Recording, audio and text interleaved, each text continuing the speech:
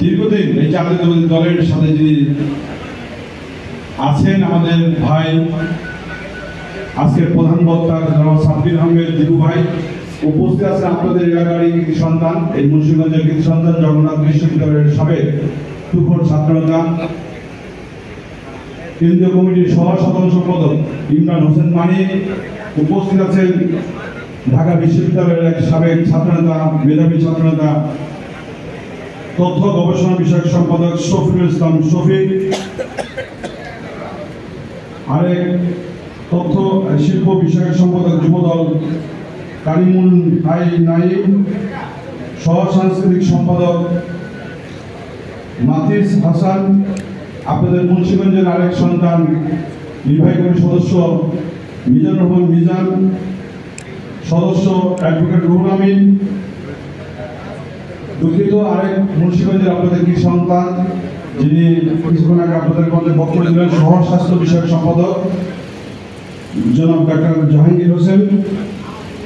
অনুষ্ঠান সঞ্চালন করছেন আপনাদের এই যুবদলের সাধারণ সম্পাদক সদস্য সচিব সাবেক ছাত্রনেতা মাসুদ রানা, সিনিয়র যুগ্ম আহ্বায়ক মোয়াজ্জেম হোসেন হক মুন্না সহ বিভিন্ন পর্যায়ে মুন্সিগঞ্জের বিভিন্ন একটা গুরুত্বপূর্ণ কথা বলেছে। এটা কিন্তু একটা মত বিনিময় অনুষ্ঠান, এটা কিন্তু প্রচলিত কোনো মিটিং না।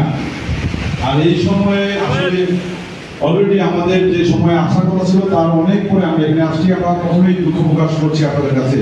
তারপরে আপনারা যে ধৈর্য সহকারে এখানে উপস্থিত আছেন, আমি কেন্দ্রীয় যুব দলের পক্ষ থেকে আপনাদের মুন্সিগঞ্জ জেলার বিভিন্ন পর্যায়ের নেতৃবৃন্দকে আমরা করতাল দিয়ে তাদেরকে অভিনন্দন জানাচ্ছি।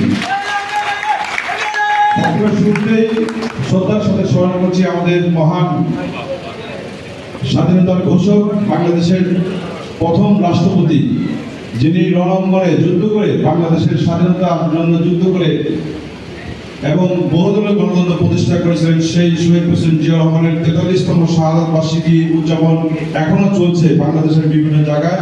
তার প্রতি শ্রদ্ধা জ্ঞাপন করে আমি বক্তব্য দিচ্ছি। বন্ধুগণ, আপনারা জানতে পেরেছেন আমাদের নেতৃবৃন্দের মাধ্যমে কেন আমরা আপনাদের এখানে আসছি, কেন আমরা আসলাম।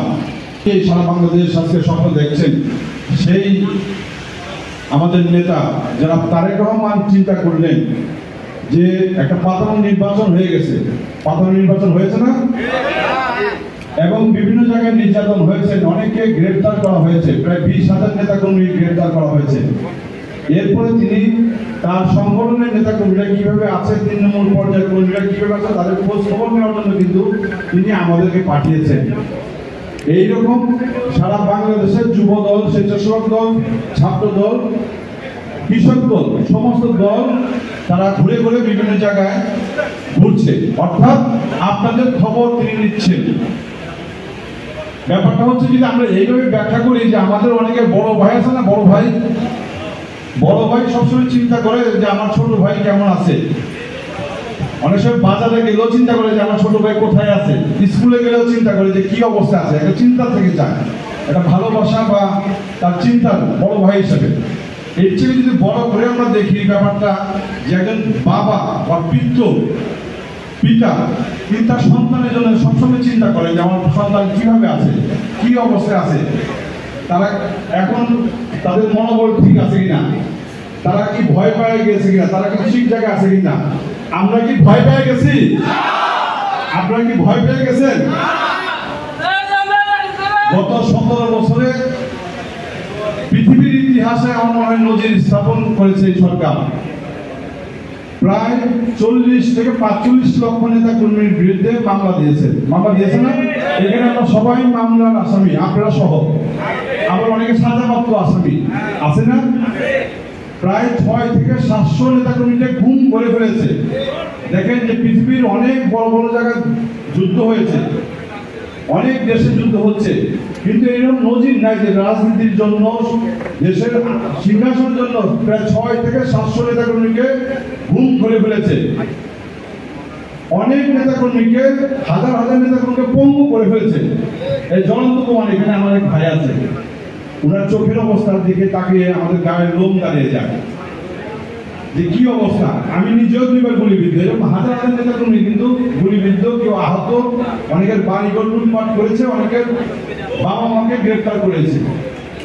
এই অবস্থায় কিন্তু আমরা আছি যে আমাদের অভিভাবক তো আমাদের জন্য চিন্তা করতেই পারে, তাই না?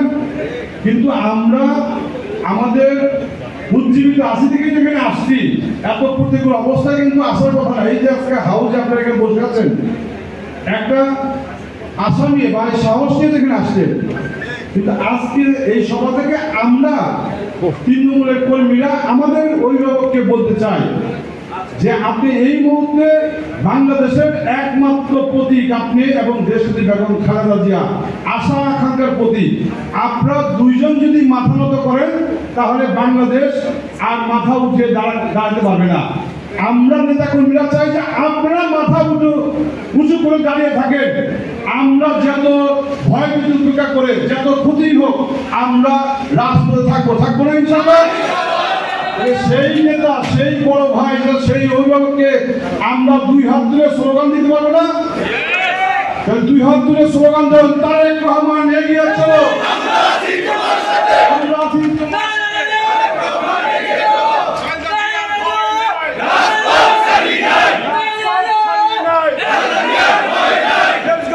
শহীদ জিয়া, নেত্রী মডেল খালেদা জিয়া, করেছেন শহীদ জিয়া, স্বাধীনতার ঘোষক জিয়া,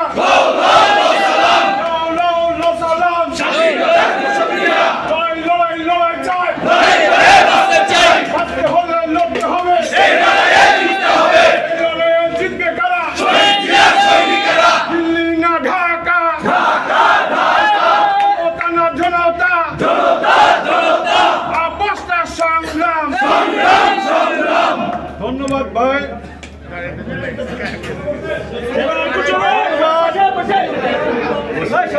আমরা আমাদের নেতাকে, আমাদের নেত্রীকে উজ্জীবিত রাখতে চাই। আপনারা জানেন গত 17 বছর আগে যখন 1/11 হলো, আপনি একটু শুনেন, যখন গত 1/11 হলো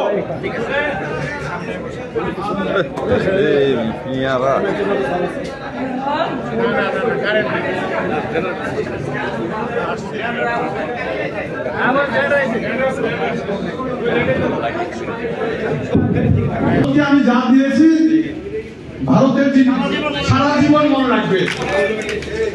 বেগম খালেদা জিয়া বলছে দেশ বাঁচাও মানুষ বাঁচাও, আর হাসিনা বলতেছে ভারতকে আমি যা দিয়েছি সারা জীবন মনে রাখবে। কি দিয়েছেন আপনি? কি দিয়েছেন? এটা কি আওয়ামী লীগের কোন সম্পদ দিয়েছেন? বা শেখ মুজিবের কোন সম্পদ দিয়েছেন? প্রধানমন্ত্রী হাসিনা বলেছে গত নির্বাচনের আগে যে 2001 নির্বাচনে আমি ক্ষমতা আসলাম যদি গ্যাস ভারতকে দিতাম, বলছিল না? এই জন্য আমি ক্ষমতা আসতে পারি নাই। এইবার নির্বাচন আগে বলছে যে অনেক ষড়যন্ত্রকারীরা বলতেছে যদি সেন্ট মার্টিন দ্বীপ দিয়ে দেয় তাহলে আমাকে ক্ষমতায় রাখবে। আমি ক্ষমতা চাই না। তাহলে তিনি তো ক্ষমতায় আছেন, গত 17 বছর কিসের বিনিময়ে আপনি আছেন আর কিতে আপনি দিয়েছেন?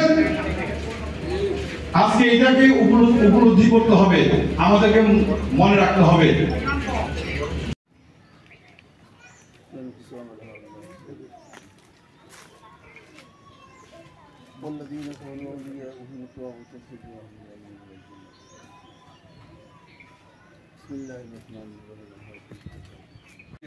উনিও কিন্তু অনেক কষ্টে আছে।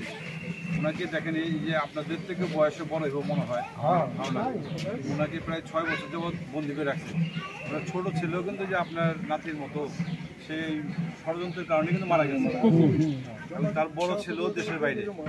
তাদের পরিবারটাও এই আপনাদের এই কষ্টটা বুঝেই আমাদের মতো কর্মীদেরকে পাঠাইছে যে তোমরা একটু সরজমিনে দেখে আসো তাদের অবস্থাটা কী। হয়তো এখন আপনাদের জন্য ওনারা কিছু করতে পারবে না, কিন্তু আল্লাহ যদি কোনো প্রেক্ষাপট পরিবর্তন ঘটায়, পরিবর্তন তো হবেই। এই যে আপনার আমাদের কষ্ট একদিন পরিবর্তন হবে, জুলুম নির্যাতনের সীমান্ত একদিন শেষ হবেই। সেদিন উপরেও বিচার হবে, এই দেশও ইনশাল্লাহ একটা বিচার হবে।